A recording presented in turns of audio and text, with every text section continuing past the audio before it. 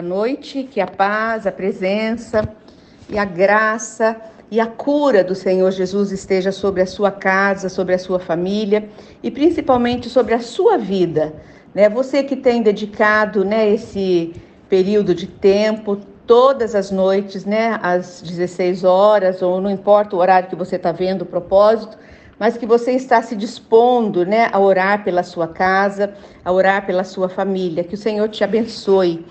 E hoje nós estamos, então, no nosso 5º dia de propósito de oração e jejum em favor da nossa família. Nós temos nos colocado, né, à disposição de Deus, orando, estudando a palavra, para que o Senhor mova, né, na nossa família a sua bênção, para que o Senhor tire da nossa casa todo impedimento colocado pelo inimigo, todo pecado, toda raiz de amargura, toda tristeza, toda ira, toda desarmonia. É isso que nós estamos fazendo, clamando aquele que pode, né, curar a nossa família. O texto da semana, o título da semana é relacionamento conjugal. E o título de hoje, do nosso dia, é o papel do marido, né, no casamento. A Bíblia, ela é muito clara quanto, né, ao papel do marido e também quanto ao papel da esposa. Amanhã nós falaremos quanto ao papel da esposa. O nosso texto de hoje está em Efésios 5, 22 a 31. Vamos ler? O lar cristão, marido e mulher. As mulheres sejam submissas ao seu próprio marido como ao Senhor.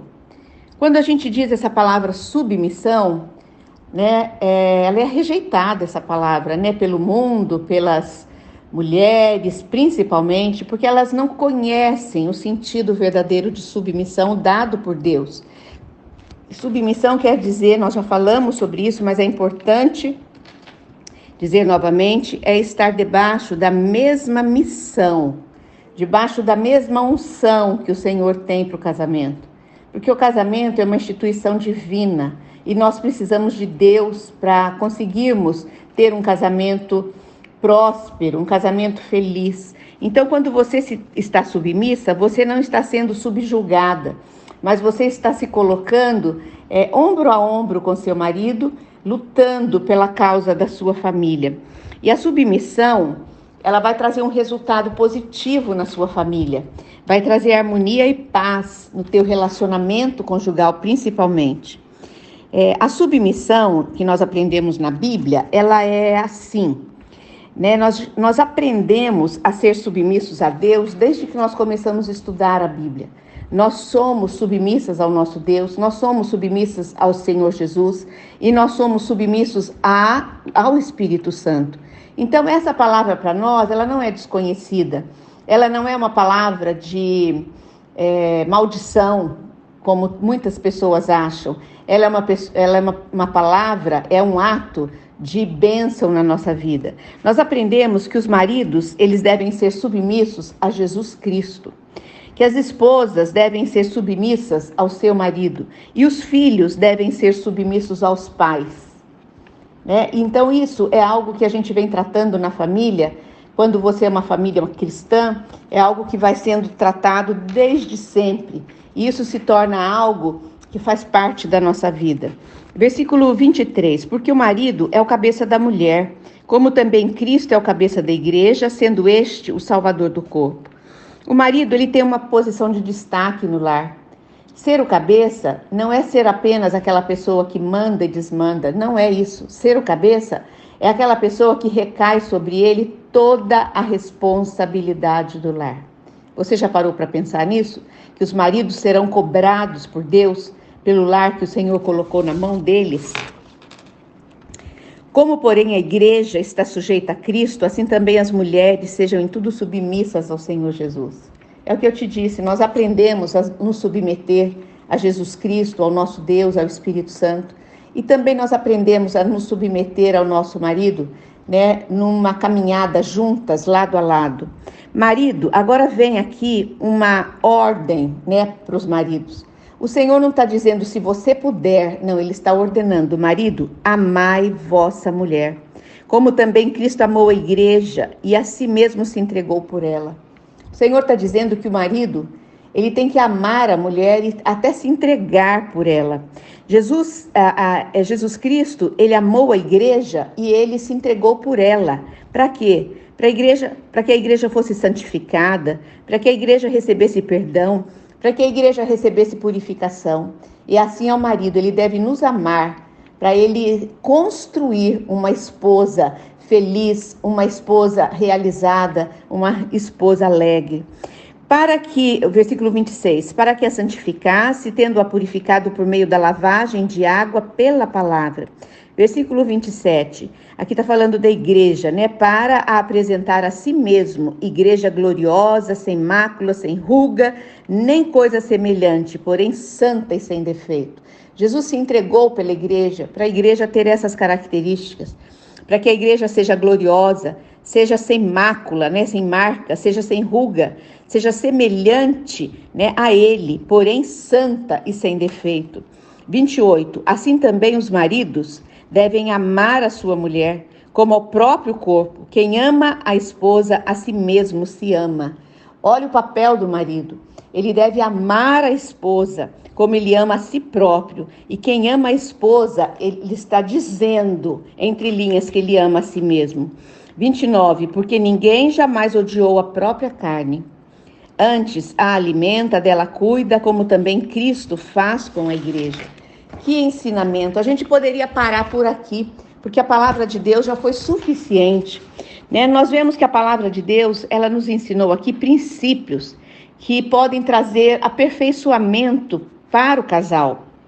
Vamos separar agora alguns deveres do marido. Vamos ressaltar, nós já até lemos, né? Mas vamos falar um pouquinho novamente. O marido, ele recebe a liderança, né? Ele recebe como o cabeça, o marido é o cabeça da mulher, o que implica que a sua responsabilidade de liderar o seu lar é grande e é dada por Deus. Nós temos o marido para que ele possa suprir financeiramente a nossa casa, para que ele possa suprir psicologicamente, amorosamente. Ele precisa sanar as necessidades do lar, é responsabilidade do marido. Não faça você esse papel, deixe com ele, para você ver que Deus pode capacitá-lo. Ore pelo seu marido. O segundo da parte aqui que nós podemos ver de deveres do marido, o marido deve amar. Como eu disse, não é uma opção, é uma ordem. O marido deve amar sua esposa com amor incondicional.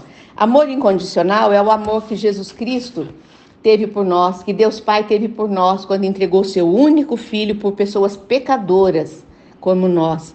O texto mostra 3 formas de demonstrar amor. Vamos ver? Como Cristo amou a igreja e se entregou por ela, o marido deve amar a mulher e se entregar por ela. Como ama ao seu próprio corpo, o marido deve amar a mulher como ele ama a si próprio. E o marido deve amar a mulher como uma forma dele também se amar, né? Dele se realizar. Porque quando ele ama a mulher, ele está dizendo que ele ama a si mesmo. Outro dever do marido, alimentar e cuidar, né, da esposa. O marido é responsável pela manutenção e suprimento do lar. A responsabilidade do marido é muito grande, por isso nós devemos sim a ele um respeito muito grande. A palavra de Deus diz que o marido deve amar e a esposa deve respeitar. Assim como Cristo alimenta e cuida da igreja, o marido deve fazer o mesmo com sua esposa e com seu lar.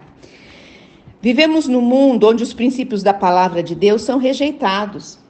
Você vai dizer essa palavra para pessoas que nunca leram a Bíblia, elas não aceitam. Elas não têm conhecimento de que isso salva um casamento. Elas deturpam esse texto. O movimento feminista é contra esses princípios, porque os seus defensores, eles pensam que a mulher, ela ficaria subjugada, ela ficaria inferiorizada pelo marido. Mas esse pessoal que não conhece a palavra, eles se esquecem de que não é isso que a Bíblia ensina. O nosso manual, né, de vida feito pelo nosso Deus ensina de forma diferente. O fato de termos um líder não significa que somos subservientes a ele, somos menores do que ele. Toda organização precisa de um líder. Repete comigo. Toda organização precisa de um líder. Repete comigo mais uma vez. Toda organização precisa de um líder. E o Senhor quer sim levantar os maridos como líderes da nossa casa. Portanto, vamos orar pelos nossos maridos, para que eles possam receber sabedoria do céu, para liderarem a nossa casa.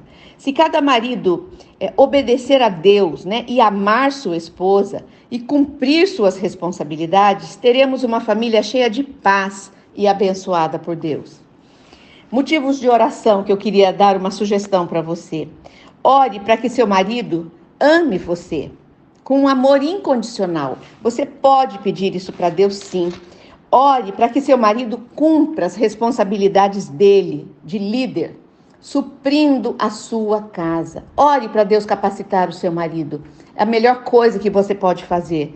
E ore para que Deus supra as necessidades, né, dele, do seu marido, porque como ser humano ele também tem muitas necessidades. Deu para entender, gente, o papel do marido no casamento? Deus abençoe vocês. Vamos orar? Senhor Deus, estamos hoje no nosso 15º dia de jejum e oração. Queremos, Senhor, entrar na Tua presença, pedir perdão pelos nossos pecados, que o Senhor olhe para cada um de nós e limpe a nossa vida.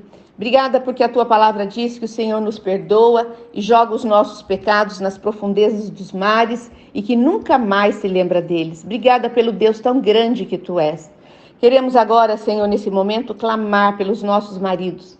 Pedir, Senhor, que o Senhor venha abençoá-los, que o Senhor venha capacitá-los, que o Senhor venha trazer sabedoria, que o Senhor venha trazer neles um despertamento espiritual para lerem a Tua palavra, para buscarem a Tua face, para orarem a Ti, louvarem o Teu nome.